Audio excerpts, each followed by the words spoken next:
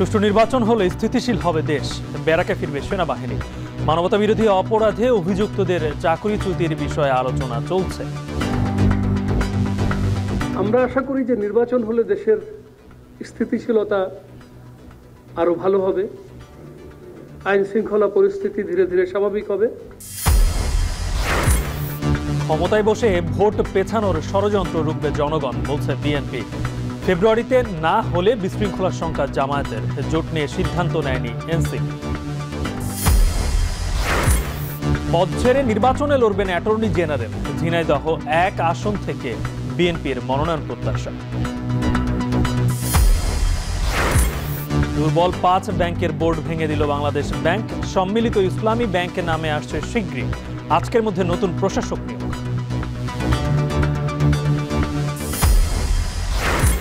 এবং পাইলটের উড্ডয়নের ত্রুটিতে মাইলস্টোনে বিমান দুর্ঘটনা, তদন্ত কমিটির প্রতিবেদন। এখন থেকে বিমান বাহিনীর সব প্রশিক্ষণ ঢাকার বাইরে।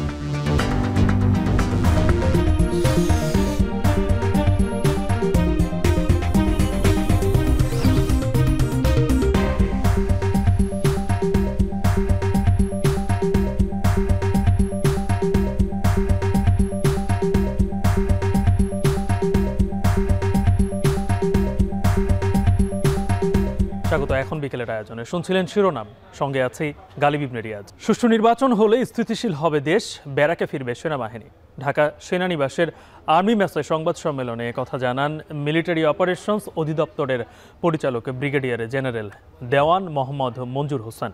তিনি জানান, মানবতা বিরোধী অপরাধে অভিযুক্তদের চাকরিচ্যুতির বিষয়ে আলোচনা চলছে। এদিকে আসন্ন জাতীয় নির্বাচনে সারা দেশে 90,000 থেকে 1 লাখ সেনা সদস্য মোতায়েন রাখা হবে বলে জানান তিনি। আমরা আশা করি যে নির্বাচন হলে দেশের স্থিতিশীলতা আরো ভালো হবে, আইন শৃঙ্খলা পরিস্থিতি ধীরে ধীরে স্বাভাবিক হবে এবং সেনাবাহিনী তখন সেনানিবাসে ফিরে যেতে পারবে। আমরা সেটার দিকে তাকিয়ে আছি এবং সরকার এখন পর্যন্ত যেটুকু রূপরেখা প্রণয়ন করেছে সেটার উপরে ভিত্তি করে আমরা কিন্তু যথাযথ প্রস্তুতি গ্রহণ করছি।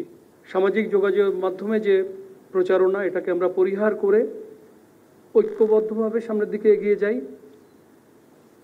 যে দায়িত্ব সেনাবাহিনীকে দেওয়া হয়েছে এবং ভবিষ্যতে যে দায়িত্ব দেওয়া হবে, সেনাবাহিনী সেটা যথাযথভাবে পালন করবে। আওয়ামী লীগের ঢাকা কর্মসূচি প্রতিহত করতে সব ধরনের প্রস্তুতি নেওয়া হয়েছে বলে জানিয়েছেন স্বরাষ্ট্র উপদেষ্টা জাহাঙ্গীর আলম চৌধুরী।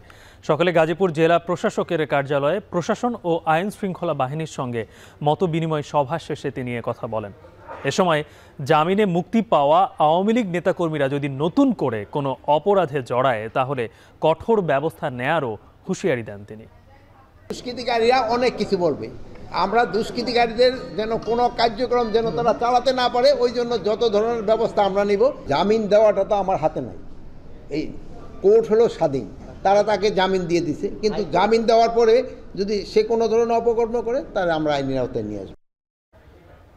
বিভাজন সৃষ্টি করে গণতন্ত্রকে যারা বাধাগ্রস্ত করতে চায় তারা বোকার স্বর্গে বাস করছে বলে মন্তব্য করেছেন বিএনপির স্থায়ী কমিটির সদস্য ডাক্তার AZM জাহিদ হোসেন।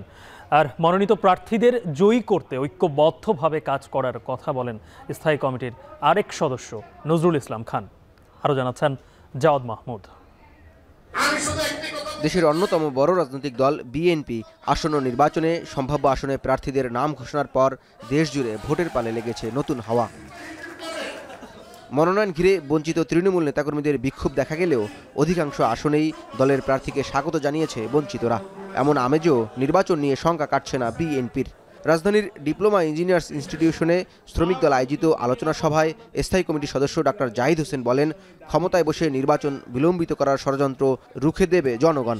মধ্যভাগে নির্বাচন হওয়ার কথা আছে এবং আমরা আশা করি যে মধ্যভাগে ইনশাআল্লাহ নির্বাচন হবে। ষড়যন্ত্রের বেড়াজাল অনেকেই বুনার চেষ্টা করছেন, কেউ কেউ বিভিন্ন ধরনের কথা বলে দায়িত্ব এড়িয়ে যাওয়ার চেষ্টা করছেন। ষড়যন্ত্রের বেড়াজাল ছিন্ন করে ফেব্রুয়ারিতেই নির্বাচন হবে বলে আশা করেন তিনি। বিভাজন সৃষ্টি করে যারা গণতন্ত্রকে বাধাগ্রস্ত করতে চায় তারা বোকার স্বর্গে বাস করছে বলেও মন্তব্য করেন তিনি। যারা মনে করছেন যে আগামীতে লাভবান হওয়া যাবে অথবা গণতন্ত্রে যাওয়ার পথকে আরো দীর্ঘস্থায়ী করা যাবে, তারা বুকার স্বর্গে বাস করছে। এ সময় দলের স্থায়ী কমিটির আরেক সদস্য নজরুল ইসলাম খান বলেন, মনোনীত প্রার্থীদের বিজয়ী করার সুযোগ কাজে লাগাতে হবে। ধানের শীষকে বিজয়ী করতে কর্মী সমর্থকদের ঐক্যবদ্ধ থাকার আহ্বান জানায় নেতারা। জাওয়াদ মাহমুদ, এখন, ঢাকা। ময়মনসিংহ ৩ আসনে মনোনয়ন বঞ্চিত গৌরীপুর উপজেলা বিএনপির আহ্বায়ক আহমদ তায়েবুর রহমান হিরনের সমর্থকরা বিক্ষোভ করছেন। এ নিয়ে আরও বিস্তারিত জানতে উপজেলার পাটবাজার মোড় থেকে যুক্ত হচ্ছেন সহকর্মী হারুনুর রশিদ। হারুন, এই ব্যাপারে তো কেন্দ্র অনেক বেশি কঠোর, কারণ ইতিমধ্যে যারা বিশৃঙ্খলা সৃষ্টি করেছে অনেককেই কিন্তু বহিষ্কার করা হয়েছে। তারপরেও কেন এখন পর্যন্ত কেন্দ্রের সিদ্ধান্ত মেনে নিচ্ছেন না? কি বলছেন বিক্ষোভকারীরা?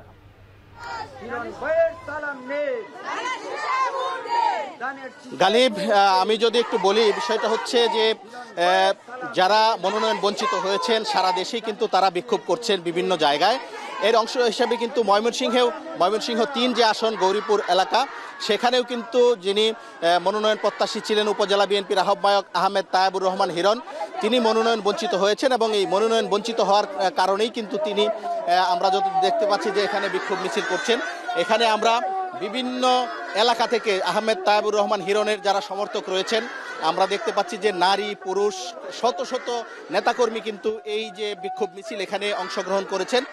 এই মিছিলটি পাটবাজার যে দলীয় কার্যালয় রয়েছে সেই দলীয় কার্যালয় থেকে শুরু হয়েছে এবং এটি গৌরীপুর উপজেলা সদরের যে প্রধান সড়ক রয়েছে সবগুলো সড়ক কিন্তু প্রদক্ষিণ করেছে।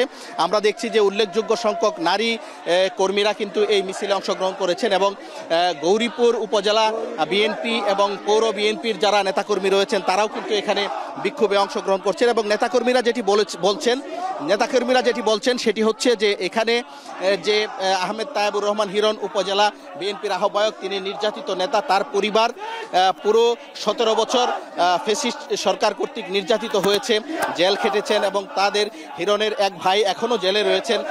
তারপরেও কিন্তু এই ত্যাগী নেতা মনোনয়ন না পাওয়ার কারণে এখানকার যারা নেতাকর্মী তারা বলছেন যে তারা হতাশ হয়েছেন এবং তারা আশা করছেন তাদের যে প্রত্যাশা সেই প্রত্যাশা অনুযায়ী তাদের প্রার্থী পরিবর্তন হবে এবং আহমেদ তায়েবুর রহমানকে তারা যে কাঙ্ক্ষিত মনোনয়ন সেই মনোনয়ন আবার প্রদান করা হবে, এটি কিন্তু তারা আশা করছেন। এবং আমরা দেখছি যে এই ময়মনসিংহের যে গৌরীপুর, এখানে কিন্তু বিএনপির মহাসচিব যেদিন দলীয় প্রার্থী ঘোষণা করেছেন এরপর থেকেই কিন্তু এই গৌরীপুরে হিরণের যে সমর্থক যারা রয়েছেন, কর্মী রয়েছেন, তারা কিন্তু এখানে এসে বিক্ষোভ করছেন এবং এই বিক্ষোভ কিন্তু প্রতিদিনই হচ্ছে এবং আমরা দেখেছি যে গতকালকে রেলপথ অবরোধ করা হয়েছে, আজকে রেলপথ অবরোধ করা হয়েছে, আজকে বিক্ষোভ হয়েছে এবং এখানে আমরা যদি নেতাকর্মীদের সাথে কথা বলেছিলাম তারা যেটি বলেছেন যে ইতিমধ্যেই কেন্দ্র থেকে তাদেরকে শান্ত থাকার জন্য বলা হয়েছে, তারপরেও কিন্তু যারা এখানে নেতাকর্মী রয়েছেন তারা কিন্তু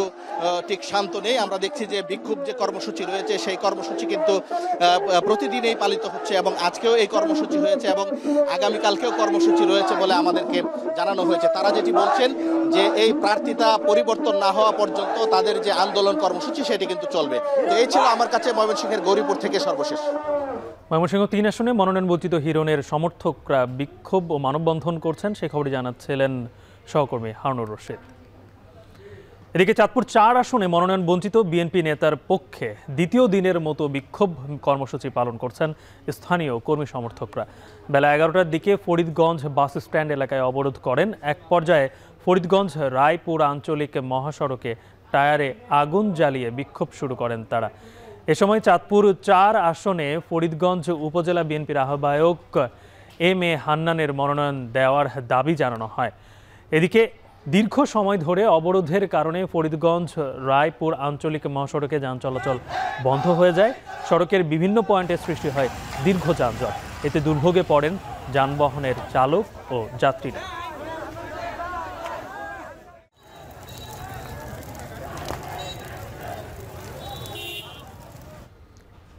পিআর পদ্ধতিতে নির্বাচন জামায়াত ইসলামীর শ্রেষ্ঠ দাবি, তাই জনগণ পিআর পদ্ধতিকে সমর্থন দেবে বলে জানিয়েছেন জামায়াত ইসলামীর আমির ডাক্তার শফিকুর রহমান। টানা তৃতীয় মেয়াদে জামায়াত ইসলামীর আমির নির্বাচিত হওয়ার পর প্রথমবারের মতো নিজের জন্মভূমি সিলেটে গিয়ে সাংবাদিকদের সাথে আলাপকালে এই কথা বলেন তিনি। এছাড়া আসন্ন ত্রয়োদশ জাতীয় সংসদ নির্বাচনে জামায়াতের জোট করার সম্ভাবনা নেই বলেও জানান তিনি। বিস্তারিত প্রতিবেদনে। তৃতীয়বারের মতো জামায়াত ইসলামীর আমির নির্বাচিত হওয়ার পর প্রথমবার জন্মভূমি সিলেট সফরে এসে নেতাকর্মীদের উষ্ণ অভ্যর্থনায় সিক্ত ডাক্তার শফিকুর রহমান। এ সময় তিনি আগামী জাতীয় সংসদ নির্বাচন নিয়ে দলের নানা প্রস্তুতির কথাও তুলে ধরেন। নির্বাচনে আওয়ামী লীগের অংশগ্রহণের কোনো সুযোগ নেই বলে মন্তব্য করেন তিনি। এছাড়া ফেব্রুয়ারিতে নির্বাচন অনুষ্ঠিত না হলে বিশৃঙ্খলা সৃষ্টি হতে পারে বলে আশঙ্কা প্রকাশ করেছেন জামায়াতের আমির। আওয়ামী লীগ তো নিজেই নির্বাচন চায়নি, আপনারা কি জোর করে তাদের উপর নির্বাচন চাপাইয়ে দিবেন? আমরা কোনো জোট করার সিদ্ধান্ত নেইনি এবং আমরা কোনো জোট করব না, এটা আমাদের সিদ্ধান্ত। তাইলে কি করব? আমরা নির্বাচনী সমঝোতা করব। আমরা যে কথাটা বলেছি যে প্রত্যেকটি জায়গায় একটা বাক্স হবে, সেই নীতিতেই আমরা আগাচ্ছি। এবং জামায়াত আমিরের দাবি, নির্বাচনের জন্য সংখ্যানুপাতিক বা পিয়ারই সবচেয়ে ভালো পদ্ধতি। জনগণও এ পদ্ধতিতে সমর্থন দেবে বলে আশা প্রকাশ করেন তিনি। আমি বলবো যে আমার এই দাবিটাই আমি মনে করি শ্রেষ্ঠ দাবি। আশা করি জনগণ এটা বিবেচনায় নেবে। আমরা জনগণকে নিয়ে যা করি আমরা জনগণকে নিয়ে করব। জনগণের ইচ্ছার বিরুদ্ধে আমরা কিছুই করব না। জনগণ যদি আমাদের এই পিয়ারের দাবিকে সমর্থন করে এবং মনে করে যে দেশে সুস্থ রাজনীতির জন্য ফেসিবাদ ভবিষ্যতে আবার বারবার ফিরে না আসুক, তার জন্যে এই পিয়ারটা উপযুক্ত হবে, যেটা দেশের বিশ্বের 91টা দেশে প্র্যাকটিস হয়ে থাকে। জনগণ এটা বুঝলে আমরা বিশ্বাস করি এটা গ্রহণ করবে। নির্বাচনকে কেন্দ্র করে জামায়াতের জোট করার কোনো সম্ভাবনা নেই, তবে নির্বাচনী সমঝোতার সম্ভাবনা রয়েছে বলে জানান তিনি। পাশাপাশি প্রবাসীদের স্বার্থ সুরক্ষা ও নতুন ভোটার তালিকা প্রণয়নের সময় বৃদ্ধির দাবি জানান ডাক্তার শফিকুর রহমান। সন্দীপন শুভ, এখন সিলেট। নির্বাচনী কাঠামো, জুলাই সনদ বাস্তবায়ন ও গণভোটের বিষয়ে সমঝোতামূলক রূপরেখা তৈরিতে রাজনৈতিক দলগুলোর সাথে আলোচনার জন্য জামায়াত ইসলামীর 2 সদস্য বিশিষ্ট কমিটি গঠন করা হয়েছে। গতকাল জামায়াত ইসলামীর কেন্দ্রীয় কার্যালয়ে দলটির আমির ডাক্তার শফিকুর রহমানের সভাপতিত্বে কার্যনির্বাহী বৈঠকে বিদ্যমান রাজনৈতিক পরিস্থিতির ওপর আলোচনার পর এই কমিটি গঠন করেন জামায়াতের আমির। কমিটির সদস্যরা হলেন দলটির নায়েবে আমির ডাক্তার সৈয়দ আবদুল্লাহ মোহাম্মদ তাহের ও সহকারী secretary general doctor Hamidur Rahman Azad.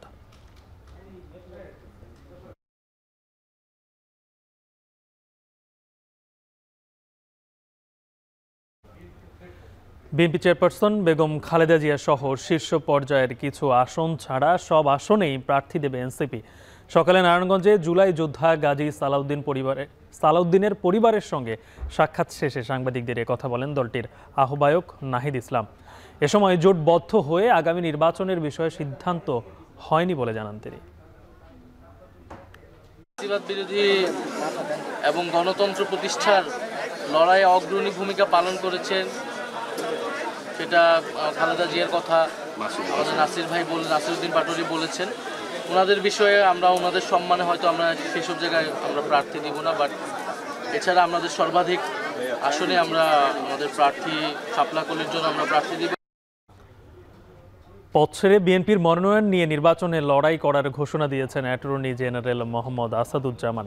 Supreme কোর্টে অ্যাটর্নি জেনারেলের কার্যালয়ে সাংবাদিকদের সঙ্গে আলাপকালে আসাদুজ্জামান বলেন, আসন্ন জাতীয় নির্বাচনে ঝিনাইদহ 1 আসন থেকে বিএনপির হয়ে ভোট করতে প্রস্তুত তিনি। অ্যাটর্নি জেনারেল থেকে পদত্যাগ করেই নির্বাচন করবেন তিনি। আমি ভোট করব, আমি নমিনেশন ওখানে চেয়েছি, আমি ভোট করব। আমি অ্যাটর্নি জেনারেল হিসাবে আছি এখনো, আমার অ্যাটর্নি জেনারেল পদ ছেড়ে যেয়ে আমি ভোট করব, যখন সময় আসবে তখন করব। আমি আশা রাখি। তত্ত্বাবধায়ক সরকার ব্যবস্থা বাতিল করার রায় ছিল রাজনৈতিকভাবে পক্ষপাতদুষ্ট। ওই রায় বাতিল করে তত্ত্বাবধায়ক সরকার বহাল করার দাবি জানিয়েছেন অ্যাটর্নি জেনারেল। তিনি বলেন, তত্ত্বাবধায়ক সরকার ব্যবস্থা বাতিল হওয়ায় ফ্যাসিবাদ প্রতিষ্ঠা হয়। আরও জানাচ্ছেন জাহিদ হাসান।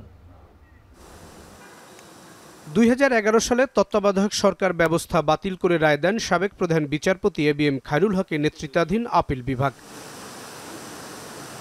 এই রায় ঘোষণার সময় বলা হয়েছিল 2টি নির্বাচন তত্ত্বাবধায়ক সরকারের অধীনে করা যেতে পারে, কিন্তু পূর্ণাঙ্গ রায়ে সেই অংশ বাতিল করা হয়।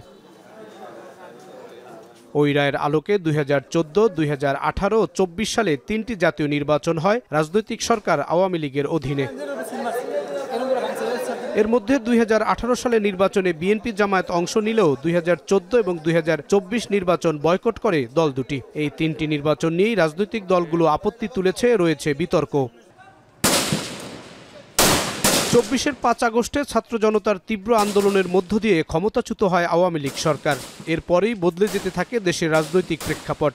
তত্ত্বাবধায়ক সরকার ফিরিয়ে আনতে রিভিউ আপিল করা হয়। একই সঙ্গে সংবিধানের 15 সংশোধনী বাতিল চেয়ে রিট করা হয়।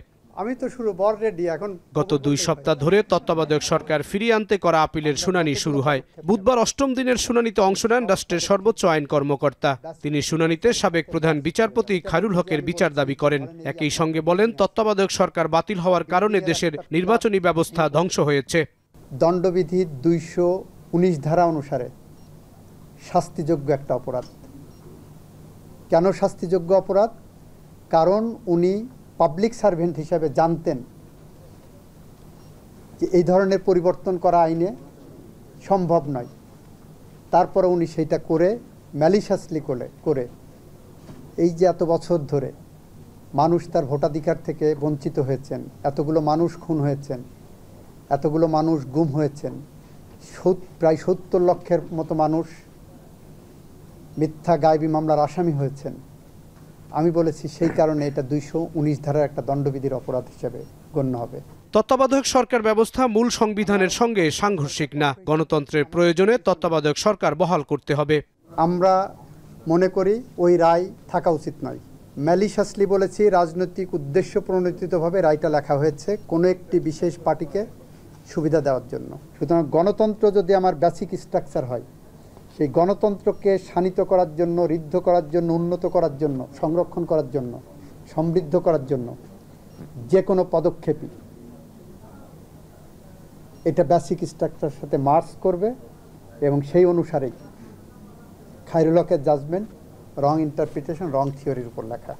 এদিকে বিএনপি ও জামায়াতের আইনজীবীরা তত্ত্বাবধায়ক সরকার বহাল চাইলেও এবারের নির্বাচন অন্তর্বর্তী সরকারের অধীনে হওয়ার পক্ষে মত দেন। এটা সম্পূর্ণভাবে বাতিল করে আপনারা যেটা রায় দিবেন, আমাদের সংবিধানের 105 অনুচ্ছেদ, আমাদের সুপ্রিম কোর্টের আপিল বিভাগের রুলস 1988 এবং আমাদের দেওয়ানি কার্যবিধি মোতাবেক সেটি হবে চূড়ান্ত রায়। যে 2008 সালের পরে বাংলাদেশের মানুষ আর ভোট দিতে পারে নাই। আমি বলেছি বাংলাদেশের মানুষ ভোটকে উৎসব মুখর মনে করে, যেমনটি 2026 সালের ফেব্রুয়ারির মধ্যে অনুষ্ঠিতব্য নির্বাচনটি নিয়ে সারা দেশের মানুষের উৎসব এবং চাঞ্চল্য সৃষ্টি হয়েছে। তত্ত্বাবধায়ক সরকার ফিরিয়ে আনতে আপিলের শুনানি বৃহস্পতিবার পর্যন্ত মুলতবি করা হয়েছে। জাহিদ হাসান, এখন, ঢাকা। দুর্বল 5 ব্যাংকের বোর্ড ভেঙে দিল বাংলাদেশ ব্যাংক। সম্মিলিত ইসলামী ব্যাংক নামে আসছে শীঘ্রই। আজকের মধ্যে নতুন প্রশাসক নিয়োগ হবে। এ নিয়ে আরও বিস্তারিত জানাতে রাজধানীর মতিঝিলের বাংলাদেশ ব্যাংক থেকে যুক্ত হচ্ছেন দেলোয়ার হোসেন দোলন। দোলন, এই যে নতুন করে একটি নামে এই 5টি ব্যাংকে একীভূত করা হলো, সেটির যাত্রা আসলে কবে থেকে শুরু হবে? আর বর্তমানে ব্যাংকে কিন্তু টাকা তুলতে গেলে এইসব ব্যাংক থেকে সেখানে কিন্তু একটা নির্দিষ্ট পরিমাণে তোলা হয়। এখন কি কোনো বাধ্যবাধকতা থাকবে নাকি ইচ্ছে মতনই তোলা যাবে? শরিয়া ভিত্তিক যে 5টি ব্যাংক একীভূতকরণের কার্যক্রম চলছিল অন্তর্বর্তী সরকার আসার পর থেকে, নতুন গভর্নর আসার পর থেকে, সেই প্রক্রিয়া কিন্তু এখনো চলমান রয়েছে। তারই ধারাবাহিকতায় এরই মধ্যে এই 5টি ব্যাংকে একীভূতকরণের অনেকখানি এগিয়েছে, নাম নির্ধারণ করা হয়েছে। আজকে তারই ধারাবাহিকতায় আজকে এই 5টি ব্যাংকের পরিচালনা পর্ষদ চেয়ারম্যান এবং এমডিদের সঙ্গে দুপুরের পর থেকে বৈঠক করেছেন গভর্নর। তারা সেখান থেকে বেশ কিছু সিদ্ধান্ত এরই মধ্যে আমরা জানতে পেরেছি। তার মধ্যে এই সকল ব্যাংকগুলোর পরিচালনা পর্ষদ ভেঙে দেওয়া হয়েছে। একই সঙ্গে কবে নাগাদ এই পরিচালনা পর্ষদের ভেঙে দেওয়ার পাশাপাশি প্রশাসক যে নিয়োগ দেওয়ার আলোচনা চলছিল তা কবে থেকে বসবেন সেটি আমরা প্রশ্ন করেছিলাম। সেখানে আমরা জানতে পেরেছি যে হয়তো আজকে থেকে বসবেন।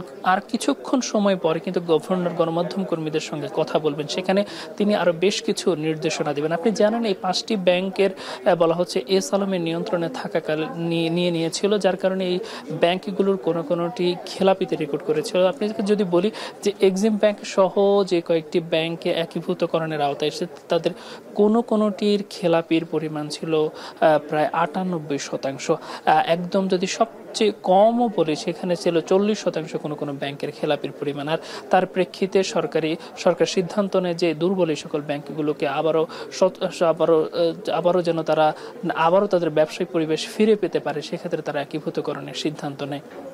আজকে গভর্নর এর বাহিরেও এই ব্যাংকগুলোকে কে কে প্রশাসক হিসেবে নিয়োগ দিবেন সেদিকে যেমন নির্দেশনা দিবেন, একই সঙ্গে প্রশাসকদের কি কি কাজ হবে, তারা কোন কোন বিষয়গুলোকে মাথায় রেখে তারা এই ব্যাংকগুলোকে গুছিয়ে নেবেন সেক্ষেত্রে তারা জানাবেন। তবে আমরা জেনেছি যে আজকে যারা বৈঠকে এসেছেন এমডি এবং চেয়ারম্যানরা, তারা একটি বিষয় আমাদের সাথে বারবার বলছিলেন, এই যে একীভূতকরণের প্রক্রিয়ায় যাওয়ার পর থেকে ব্যাংকগুলো নানাভাবে সংকটের মুখে আরো বেশি পড়েছে বলে তারা অভিযোগ করেছেন। একই সঙ্গে তারা বলছিলেন যে যারা আমানতকারী আছে, শেয়ার হোল্ডার যারা আছে, তাদের ভেতরে অনেক বেশি অসন্তোষ তৈরি হয়েছিল। সেই ধারাবাহিক প্রক্রিয়ার অংশ হিসেবে একটি সুনির্দিষ্ট নীতিমালা প্রয়োজন, এই দাবিগুলো তারা করেছেন। সব মিলিয়ে এই ছিল যে 5টি ব্যাংক শরিয়া ভিত্তিক একীভূতকরণের যে প্রক্রিয়া, সেখান থেকে আমার কাছে থাকা সবশেষ তথ্য।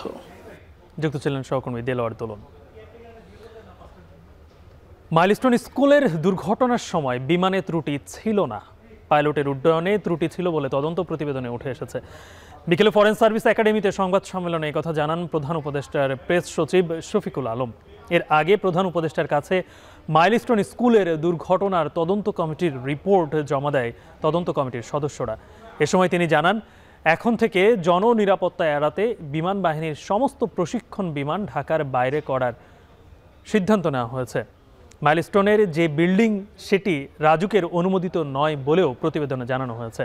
জানান, এখন থেকে রাজুকের বিল্ডিং কোড যেন মেনে চলা হয় এ বিষয়ে কঠোর হওয়ার নির্দেশ দিয়েছেন প্রধান উপদেষ্টা। এ সময় তিনি বলেন, বিমানবন্দরের আগে পাশে আগুন লাগলে ফোম দিয়ে আগুন নেভাতে ফায়ার সার্ভিসগুলোতে ফায়ার ফাইটিং ফোম রাখার নির্দেশনা দেওয়া হয়েছে।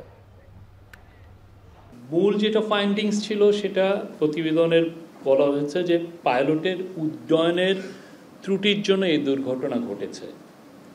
ট্রেনিংয়ের সময় উনি যখন ফ্লাই করছিলেন পরিস্থিতি তার আয়ত্তের বাইরে চলে যায়, এটা হচ্ছে কনক্লুশন।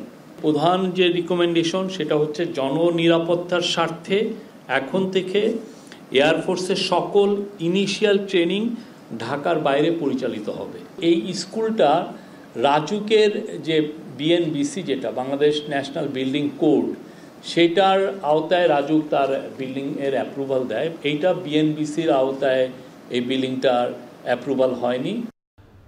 জগন্নাথ বিশ্ববিদ্যালয়ে কেন্দ্রীয় শিক্ষার্থী সংসদ যোগসুর ভোট গ্রহণ আগামী 22 ডিসেম্বর বুধবার বিকেলে সংবাদ সম্মেলন করে তফসিল ঘোষণা করেন প্রধান নির্বাচন কমিশনার অধ্যাপক ডক্টর মোস্তফা হাসান। তফসিলে জানানো হয়, খসড়া ভোটার তালিকা প্রকাশ করা হবে বৃহস্পতিবার, আর চূড়ান্ত ভোটার তালিকা প্রকাশ করা হবে 12 নভেম্বর। মনোনয়ন ফর্ম বিতরণ 13 থেকে 17 নভেম্বর পর্যন্ত, আর জমাদান 17 থেকে 18 নভেম্বর পর্যন্ত। প্রার্থীদের ডোপ টেস্ট 27 থেকে 30 নভেম্বর পর্যন্ত। এরপর চূড়ান্ত প্রার্থী তালিকা প্রকাশ করা হবে 3 ডিসেম্বর। প্রচারণা চালানোর সময় 9 ডিসেম্বর থেকে 19 ডিসেম্বর। তবে ভোট গ্রহণের দিন ডিসেম্বরের প্রথমার্ধে না নির্ধারণ করে 22 ডিসেম্বর করায় এটিকে পক্ষপাতমূলক আচরণ বলছে ছাত্র শিবির, ছাত্রশক্তি, আপ বাংলাদেশ ও বাম ছাত্র সংগঠনের নেতারা। বিশ্ববিদ্যালয়ের সার্বিক কাঠামো ও অবস্থানগত পরিবেশ, শহীদ বুদ্ধিজীবী দিবস, মহান বিজয় দিবস উদযাপন এবং নির্বাচন সম্পন্ন করার প্রতিটি ধাপের নির্বাচনের দিন নির্ধারণের যৌক্তিক তাগিদ ইত্যাদি পর্যবেক্ষণ করে আমরা সবচেয়ে সুবিধাজনক সময় নির্বাচনের তারিখ নির্দিষ্ট করে চূড়ান্ত তফসিল প্রস্তুত করেছি। জবি নির্বাচন কমিশনের নির্দিষ্ট ওয়েব পোর্টালে আজ থেকে তফসিল ও চূড়ান্ত আচরণবিধি পাওয়া যাবে। কক্সবাজারের চকরিয়ায় যাত্রীবাহী বাস ও মাইক্রোবাসের মুখোমুখি সংঘর্ষে অন্তত 5 জন নিহত হয়েছেন, আহত হয়েছেন আরও অন্তত 2 জন। সকাল 10টার দিকে কক্সবাজার চট্টগ্রাম মহাসড়কের চকরিয়া উপজেলার হাঁসের দিঘি এলাকায় এই দুর্ঘটনা ঘটে বলে জানান হাইওয়ে পুলিশের ভারপ্রাপ্ত কর্মকর্তা। সহকর্মীদের পাঠানো তথ্য ছবিতে বিস্তারিত। স্ত্রী, মেয়ে এবং ছেলের বউসহ পরিবারের 5 জনকে হারিয়ে বাকরুদ্ধ এনামুল হক পাটোয়ারি। স্ত্রী এবং বিশ্ববিদ্যালয় পড়ুয়া আদরের মেয়ের কথাই বলছেন বারবার। জানালেন, স্ত্রী রুমি বেগমের সঙ্গে শেষ কথাটুকুও হলো না আর। কুমিল্লার 14 গ্রামের চান্দিশকরা গ্রামের এনামুল হক পাটোয়ারির ছেলে আমিনুল হক উদয় চাকরি করেন ঢাকার বনানীতে মালয়েশিয়ান এয়ার কার্গোতে। মঙ্গলবার রাতে কক্সবাজার ঘুরতে যাওয়ার উদ্দেশ্যে স্ত্রী ও সন্তানকে নিয়ে ঢাকা থেকে কুমিল্লার 14 গ্রামে আসেন। সেখান থেকে গাড়িতে তোলেন মা, বোন, শাশুড়ি, শালিকা আর শালককে। উদ্দেশ্য ছিল পরিবারের সদস্যদের নিয়ে কক্সবাজারে আনন্দময় সময় কাটাবেন।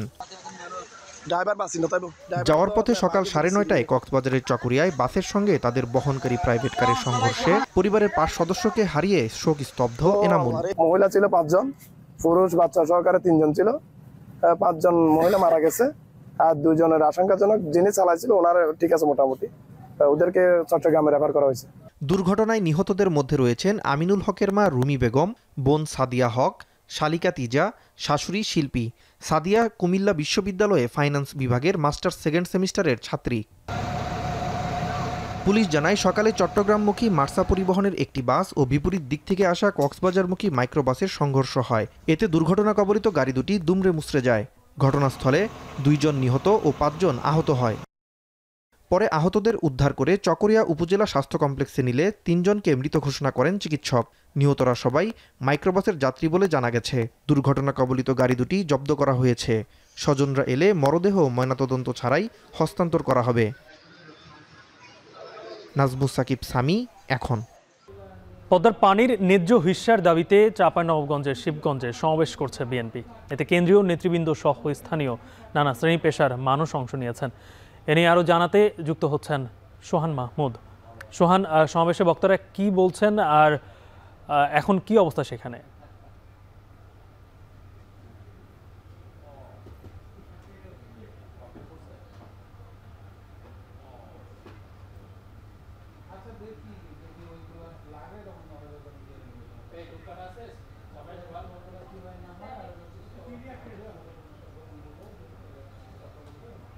কর্মীরা বলছেন যে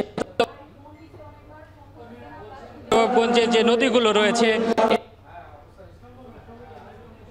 এগিয়ে গেছে, এতে মূলত তারা এই পানির দাবিতে মূলত চাঁপাইনবাবগঞ্জের 3 আসনে তারা মূলত এখানে যে আয়োজন এখানে অংশ নিয়েছেন তারা মূলত বক্তব্য দেখতে পেয়েছি। বিভিন্ন নেতাকর্মীরা এখানে একদম জনসমাবেশ ঘটেছে। আমরা এই স্থানীয় বিএনপি নেতাকর্মীদের সঙ্গে জানতে পেরেছি আসলে চাঁপাইনবাবগঞ্জের পদ্মা নদী রয়েছে। এই পদ্মা নদীতে প্রত্যেক বছর ব্যাপক পরিমাণে আসলে ভাঙন সৃষ্টি হওয়ার কারণে মূলত এখানকার চর অঞ্চলের যে বাসিন্দারা রয়েছে তারা বিপাকে পড়ে, এখানকার সাধারণ মানুষ বিপাকে পড়ে। যান্ত্রিক ত্রুটির কারণে আমরা আসলে পুরো তথ্যটা জানতে পারলাম না। আমাদের সঙ্গে যুক্ত ছিলেন সহকর্মী সোহান মাহমুদ।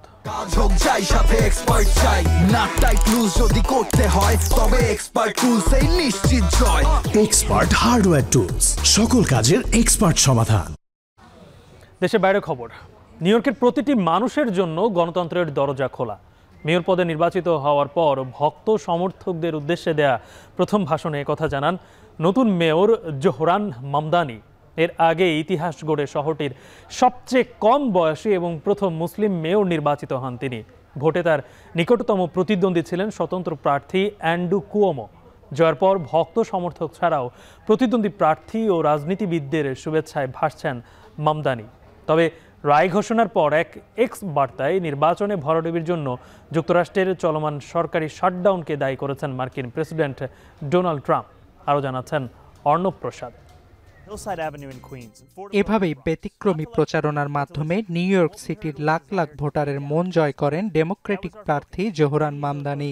গত বছরের অক্টোবরে যখন মেয়র পদে লড়ার ঘোষণা দেন মামদানি, তখন অনেকের কাছেই অচেনা অজানা ছিলেন তিনি। কিন্তু গেল 1 বছরে অনেক চড়াই উতরাই পেরিয়ে নিউ ইয়র্কের তরুণ ও প্রগতিশীল ভোটারদের মনে দাগ কাটেন মামদানি। এই সময় মার্কিন প্রেসিডেন্ট ডোনাল্ড ট্রাম্পের রোষানলেও পড়তে হয় তাকে। তবে সবকিছুকে পাশ কাটিয়ে ভোটের লড়াইয়ে শেষমেশ বিজয়ের হাসি ফুটল 34 বছর বয়সী মামদানির মুখে। তাই তো জয়ের পর ব্রুকলিনে ভক্ত সমর্থকদের সঙ্গে বিজয় উদযাপনে অংশ নেন তিনি। জানান গণতন্ত্রের দরজা নিউ ইয়র্কের প্রতিটি মানুষের জন্য খোলা। Against all odds, we have grasped it. The future is in our hands. My friends, we have toppled a political dynasty. ইতিহাস গড়ে নিউ ইয়র্ক শহরের প্রথম মুসলিম মেয়র নির্বাচিত হন মামদানি। এছাড়া শহরটির সবচেয়ে কম বয়সী মেয়র হওয়ারও রেকর্ড গড়লেন তিনি। মঙ্গলবার অনুষ্ঠিত ভোটে মামদানি পেয়েছেন 50.4% ভোট। অন্যদিকে তার নিকটতম প্রতিদ্বন্দ্বী অ্যান্ড্রু কুওমো পান 41.6% ভোট। শুরু থেকেই মামদানির সঙ্গে হাড্ডাহাড্ডি লড়াইয়ের ঘোষণা দিয়ে আসছিলেন কুওমো। নিউ ইয়র্ক অঙ্গরাজ্যের সাবেক গভর্নর কুওমো ডেমোক্র্যাট দলের মনোনয়ন না পেয়ে স্বতন্ত্র প্রার্থী হিসেবে নির্বাচনের ঘোষণা দেন। শেষ মুহূর্তে মার্কিন প্রেসিডেন্ট ডোনাল্ড ট্রাম্প ও নিউ ইয়র্কের বিদায়ী মেয়র এরিক অ্যাডামসের সমর্থন বাড়তি আত্মবিশ্বাস দেয় কুওমোর নির্বাচনী পালে।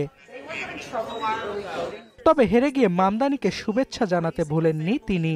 নবনির্বাচিত মেয়রের পাশে থাকার আশ্বাসও দেন কুওমো। জনগণের রায় মেনে নিয়ে মামদানিকে শুভেচ্ছা জানান আরেক প্রার্থী কার্টিস লিওয়াও। এছাড়া নতুন মেয়রকে শুভেচ্ছা জানান সাবেক মার্কিন president Barack Obama, new York সিটির বিদায়ী মেয়র এরিক অ্যাডামস ও ডেমোক্র্যাট আইন প্রণেতা বার্নি স্যান্ডার্স। কিন্তু মামদানি জিতলেও তাকে খোঁচা দিতে ভুলেননি মার্কিন প্রেসিডেন্ট ডোনাল্ড ট্রাম্প। ফল ঘোষণার পর ট্রাম্প জানান মেয়র নির্বাচনে রিপাবলিকানদের ভরাডুবির জন্য দায়ী দেশটির চলমান শাটডাউন। অর্ণব প্রসাদ, এখন বিশ্ব। নিউ ইয়র্ক সিটির ইতিহাসে প্রথম মুসলিম ও দক্ষিণ এশীয় বংশোদ্ভূত হিসেবে মেয়র নির্বাচিত হয়েছেন জোহরান মামদানি। মাত্র 34 বছর বয়সেই তিনি জয় করেছেন বিশ্বের অন্যতম বড় শহরের নেতৃত্ব। কিভাবে সম্ভব হলো এই ঐতিহাসিক বিজয়? যুক্তরাষ্ট্র থেকে আব্দুল আহাদের প্রতিবেদনে দেখুন বিস্তারিত। নিউ ইয়র্ক সিটি বিশ্বের অন্যতম ব্যস্ত, আধুনিক এবং বৈচিত্র্যময় শহর। আর এই শহরের রাজনীতিতে নতুন অধ্যায় লিখলেন জোহরান মামদানি। তিনি এই সিটির 400 বছরের ইতিহাসে প্রথম মুসলিম এবং সবচেয়ে তরুণ মেয়র। 34 বছর বয়সী এই তরুণ রাজনীতিকে শেকড় ভারতের হায়দরাবাদ আর উগান্ডার মাটিতে। ছোটবেলা থেকেই নিউ ইয়র্কে বেড়ে ওঠা মামদানি অভিবাসী জীবনের কষ্ট খুব কাছ থেকে দেখেছেন। একসময় ছিলেন হাউজিং কাউন্সিলর, পরে নির্বাচিত হন নিউ ইয়র্ক স্টেট অ্যাসেম্বলিতে। কাজ করেছেন গৃহহীন ও নিম্ন আয়ের মানুষের পাশে দাঁড়িয়ে। নিউ ইয়র্কে ভাড়া বাড়ছে, জীবনযাত্রার ব্যয় বাড়ছে, আর গণপরিবহনও দিন দিন নাগালের বাইরে। এই বাস্তব সমস্যা নিয়েই প্রচারণা চালান Mamdani. Free bus service, rent stabilised housing এবং সিটি মালিকানাধীন মুদি দোকান, এই 3টি পরিকল্পনাই তার জনপ্রিয়তার মূল চাবিকাঠি। তরুণ প্রজন্ম, মধ্যবিত্ত ও শ্রমজীবী মানুষের পাশে দাঁড়িয়ে মামদানি তৈরি করেছেন এক নতুন রাজনৈতিক স্রোত। তিনি নিজেকে পরিচয় করিয়েছেন ডেমোক্রেটিক সোশ্যালিস্ট হিসেবে, অর্থাৎ নীতিতে সমাজমুখী, বাস্তবে প্রগতিশীল। তার প্রচার ছিল ফেসবুক, ইনস্টাগ্রাম, টিকটক আর রাস্তায় একসঙ্গে, এক ধরনের সামাজিক আন্দোলনের মতো। এই ডিজিটাল ও মাঠ নির্ভর প্রচারণা নিউ ইয়র্কের তরুণ ভোটারদের একত্র করেছে এক নতুন আদর্শে। অন্যদিকে তার প্রধান প্রতিদ্বন্দ্বী সাবেক গভর্নর অ্যান্ড্রু কুওমো নারী কেলেঙ্কারি ও ক্ষমতার অপব্যবহারের অভিযোগে ইতোমধ্যে বিতর্কিত চলে গেছে তার গভর্নরের পদ। এই প্রেক্ষাপটে মামদানির সৎ, নির্ভীক ও জনমুখী ভাবমূর্তি তাকে এনে দিয়েছে অতিরিক্ত বিশ্বাসযোগ্যতা। নিউ ইয়র্ক হলো অভিবাসনের শহর। বাংলাদেশি, ভারতীয়, আফ্রিকান, লাতিনো, আরব সহ নানা সম্প্রদায় এখানে বাস করে। মামদানি তার প্রচারণায় বলেছিলেন, এই শহর সবার, শুধু ধনীদের নয়। ধর্ম, বর্ণ ও ভাষার সীমানা পেরিয়ে তিনি জিতেছেন আস্থার ভোট, তৈরি করেছেন এক ইনক্লুসিভ নিউ ইয়র্কের স্বপ্ন। মুদ্রাস্ফীতি, হাউজিং সংকট ও সামাজিক বৈষম্য, এই সময়ের চাপে নিউ ইয়র্কবাসী চেয়েছিল এক নতুন দিশা। আর সেই সময়েই উঠে আসে জোহরান মামদানির বিকল্প রাজনীতি, যা মানুষকে দিয়েছে পরিবর্তনের আশা। জোহরান মামদানির এই জয় শুধু এক নির্বাচনী সাফল্য নয়, প্রমাণ করেছে আদর্শ, সততা ও নীতি নির্ভর রাজনীতি এখনও ছুঁতে পারে মানুষের মন। তার সামাজিক ন্যায়, মানবিকতা ও নেতৃত্ব নিউ ইয়র্কের চেহারা বদলে দেওয়ার আশা সমর্থকদের। আব্দুল আহাদ, এখন নিউ ইয়র্ক, যুক্তরাষ্ট্র। পদত্যাগপত্র জমা দিয়েছেন জাতীয় দলের সিনিয়র সহকারী কোচ মোহাম্মদ সালাউদ্দিন। তবে তার পদত্যাগপত্র এখনও গ্রহণ করা হয়নি। বিসিবি সূত্রে জানা গেছে এমনটাই। 2027 সালের নভেম্বর পর্যন্ত তার সঙ্গে চুক্তি থাকলেও ব্যক্তিগত কারণে পদ ছাড়তে চান বলে জানিয়েছেন এই কোচ। আরও জানাচ্ছেন ফারহান ইহসান। জাতীয় দলের সিনিয়র সহকারী কোচের পদের দায়িত্ব পালন করছিলেন মোহাম্মদ সালাউদ্দিন। বুধবার আনুষ্ঠানিকভাবে বিসিবিতে এসে নিজের পদত্যাগপত্র জমা দিলেন তিনি। যদিও তার পদত্যাগ নিয়ে এখন পর্যন্ত বিসিবি থেকে আসেনি আনুষ্ঠানিক কোনো ঘোষণা। সম্প্রতি আয়ারল্যান্ড সিরিজের জন্য বাংলাদেশ দলের ব্যাটিং কোচ হিসেবে নিয়োগ পেয়েছেন সাবেক অধিনায়ক মোহাম্মদ আশরাফুল। এর কয়েকদিনের মধ্যেই পদত্যাগ করলেন অভিজ্ঞ এই কোচ। যদিও আয়ারল্যান্ড সিরিজ পর্যন্ত কোচ হিসেবে থাকছেন তিনি। আশরাফুলের কোচিং প্যানেলে অন্তর্ভুক্তিকে স্বাভাবিকভাবে দেখলেও সালাউদ্দিন মনে করেন জাতীয় দলের কোচিং প্যানেলে যুক্ত হওয়ার জন্য একটা নিয়ম থাকা উচিত। 2024 সালের নভেম্বরে জাতীয় দলের সিনিয়র সহকারী কোচ হিসেবে নিয়োগ পান সালাউদ্দিন। 2027 সাল পর্যন্ত ছিল তার আনুষ্ঠানিক চুক্তি। পদত্যাগের প্রধান কারণ ব্যক্তিগত বলে উল্লেখ করেন তিনি। পরবর্তীতে আবার বলেন কোচিং করানোকে খুব একটা উপভোগ করছেন না তিনি। যদিও আসেনি আনুষ্ঠানিক কোনো ঘোষণা।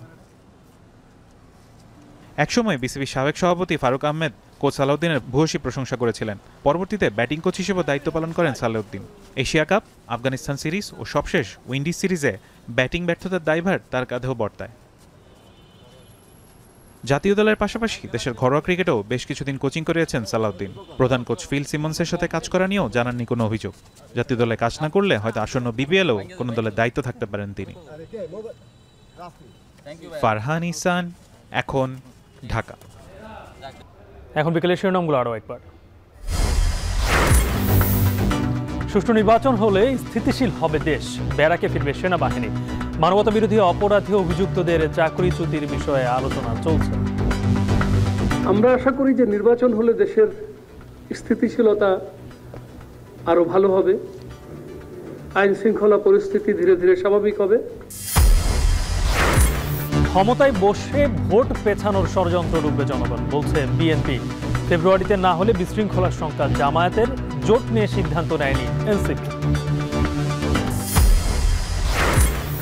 বছরের নির্বাচনে লড়বেন অ্যাটর্নি জেনারেল। ঝিনাইদহ 1 আসন থেকে বিএনপির মনোনয়ন প্রত্যাশা। দুর্বল 5 ব্যাংকের বোর্ড ভেঙে দিল বাংলাদেশ ব্যাংক। সম্মিলিত ইসলামী ব্যাংক নামে আসছে শিগগির। আজকের মধ্যে নতুন প্রশাসক নিয়োগ। এবং পাইলটের উড্ডয়নের ত্রুটিতে মাইলস্টোনে বিমান দুর্ঘটনা, তদন্ত কমিটির প্রতিবেদন। এখন থেকে বিমান বাহিনীর সব প্রশিক্ষণ ঢাকার বাইরে।